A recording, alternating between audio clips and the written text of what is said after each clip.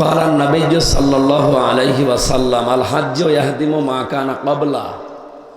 নবীজি বলেন, কেউ যদি হজ করে আর ওটা যদি কবুল হয়, ওর পেছনের যত অপরাধ আল্লাহ সব মাফ করে দেয়। সুতরাং একটা নিষ্পাপ মানুষ পাওয়া গেল নাকি? কি আপনাদের বিশ্বাস হচ্ছে না? উনি যে নিষ্পাপ, এখন হজ করলে মানুষ তিনটা কথা আলাদাভাবে আল্লাহকে শুনিয়ে আসে। আমরা যারা মারা যাই, মারা যাওয়ার পরে আমাদের আত্মীয় স্বজন আমাদেরকে গোসল দেয়, সাদা কাপড় পরিয়ে কবরে রেখে আসে। আর আমরা যারা হাজি, আমরা নিজেরা নিজেদেরকে মেরে ফেলি, এরপরে নিজেদেরকে গোসল দেই, এরপরে নিজেরাই সাদা কাপড় পরি। ওটা সাদা কাপড় না, ওটা কাপড়ের কাপড়। কি কথা বোঝেন? তার মানে আল্লাহকে বলি যে আল্লাহ আমি মরে গেছি, বাকি যে হায়াতটুকু আমার সামনে আছে এটা আমার বোনাস হায়াত। কিন্তু অনেক মানুষ এই বোনাস হায়াতটাতে এমন এমন কাজ করে, আমি নাম নিলাম না। এদেশে যারা ৫৪ বছর চালাচ্ছে অধিকাংশগুলোই দেখবেন হাজি, বিরোধীতে যারা আছে সব হাজি, ৩ নাম্বার যারা তারাও হাজি, এমনকি রওশনের সাথে হাজি। কিন্তু যে কথাগুলো বলে এসেছে, কাবা শরীফ তাওয়াফ করার প্রথমেই বলা লাগে লাব্বাইক, হে আল্লাহ আমি হাজির হয়ে গেছি, তোমার হাজিরা খাতায় আমার নামটা লিখে না। আল্লাহ যেন ওকে ডাক দিয়ে বলছে, ওই দাঁড়া। ঘর তাওয়াফ করার আগে 3টা কথা তোকে মুখ দিয়ে আগে বলা লাগবে, ইন্নাল হামদা, আজকে থেকে যত প্রশংসা করব আল্লাহ তোমার জন্য। এই জন্য হামদের আগে আলিফ লাম আছে, এর আগে ইন্না আছে। যারা এখানে আরবি গ্রামার বোঝে জিজ্ঞাসা করে, কত কঠিন শব্দ এটা। হামদ শব্দটা শুধুমাত্র আল্লাহর ক্ষেত্রে ব্যবহার হয়, পৃথিবীর কোনো সৃষ্টির জন্য হামদ ব্যবহার হয় না। সৃষ্টির জন্য ব্যবহার হয় মাদা। কি বললাম? মাদাহ, হামদ। এর আগে আলিফ লাম দিয়েছেন, এটা আবার 4 প্রকার। এটা তো আর ভার্সিটির ক্লাস না যে আপনাকে ধরে ধরে বোঝানো লাগবে, আমি শুধু ইঙ্গিত দিলাম। এই 4 প্রকারের ভেতরে 1 প্রকার এর নাম আলিফ লামে ইস্তেগরাকি, গারকুন মানে ডুবন্ত।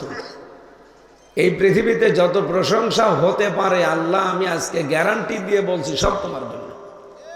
এই কথাটা কাবা শরীফ তাওয়াফ করার সময় হাজী সাহেব বলে, আপনি খেয়াল করেছেন কত বড় কঠিন কথা এটা। 2 নম্বরে বলা হয় অন্নিমাতা লাকা, যত নিয়ামত তুমি আমাকে দিয়েছো আজকে থেকে সব তোমার জন্য ব্যয় হবে। পৃথিবীতে মানুষকে আল্লাহ যত নিয়ামত দিয়েছেন, এই 3.5 হাত বডির ভেতরে গুরুত্বপূর্ণ নিয়ামত 5টা। কয়টা? 1 নম্বরে যে কথা বলতে পারছি এইটা।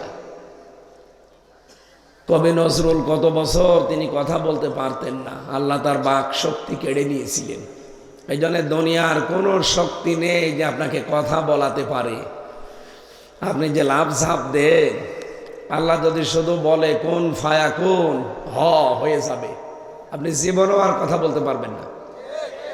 বিজ্ঞান এখন এই কণ্ঠ নিয়ে প্রমাণ করছে, এই কয়েক ইঞ্চি জায়গা থেকে যে কথা বের হয়, 27টা ধাক্কা লাগার পর একটা কথা তৈরি হয়। আপনি টের পাচ্ছেন কি বললাম? কোরআনের ব্যাখ্যায় পড়েছি, এক একটা জায়গায় এক একটা ফেরেশতা বসে আছে। 27টা স্তর পার করে যে একটা কথা বের হয়, প্রত্যেক ফেরেশতা দায়িত্ব পালন করছে।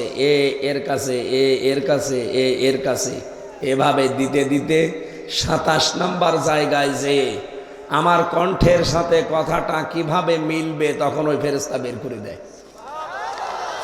যদি পৃথিবীর সবার কণ্ঠের স্বর একরকম হতো, আর এই রাত 12টায় বাড়ি যেয়ে যদি আমি ফারুক আজম সাহেবের বাড়িতে সালাম দিতাম, ম্যাডাম যদি খুলে দিত দরজা, বাবা শাহজালাল সব হালাল হয়ে যেত না?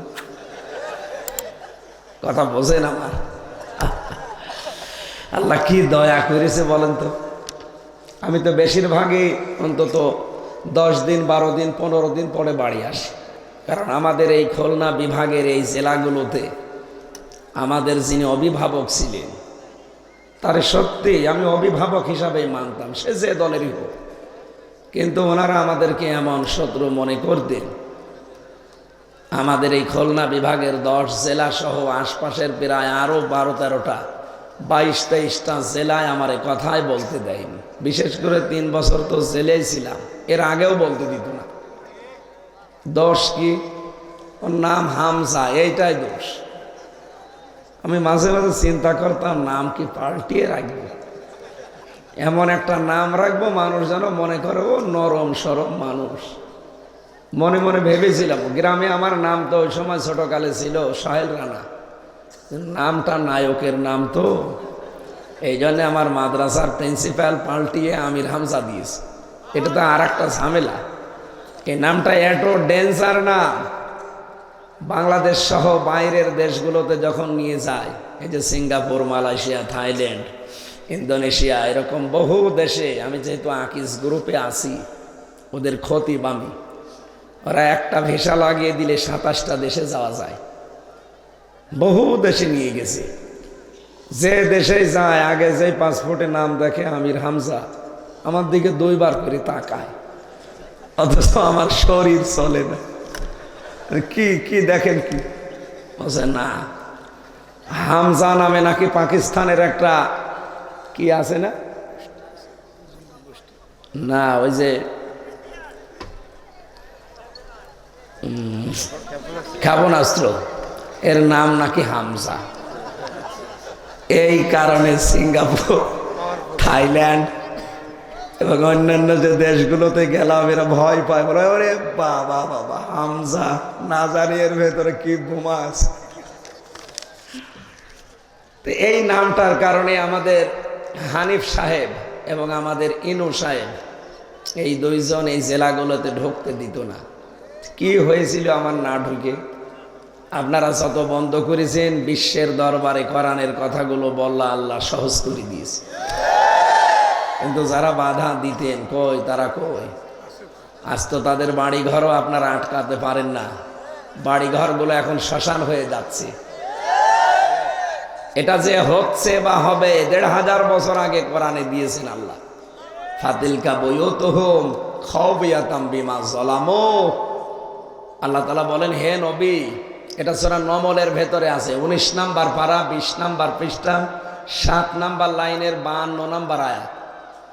আল্লাহ তাআলা বলেন, হে নবী, আপনি এগুলো দেখেন না? এই যে এই সেই ঘর, এই ঘরগুলো কি বিমা যালামু, এই ঘরগুলো জুলুম করা হতো।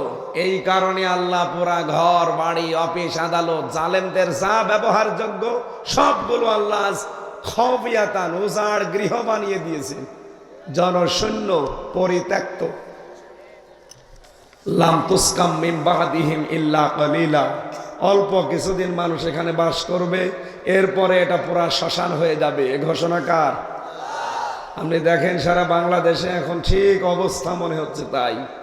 কত জাঁকজমকপূর্ণ ছিল এই সমস্ত মানুষদের বাড়ি ঘরগুলো, অথচ আজ আল্লাহ পুরাটা টয়লেট বানিয়ে দিয়েছে।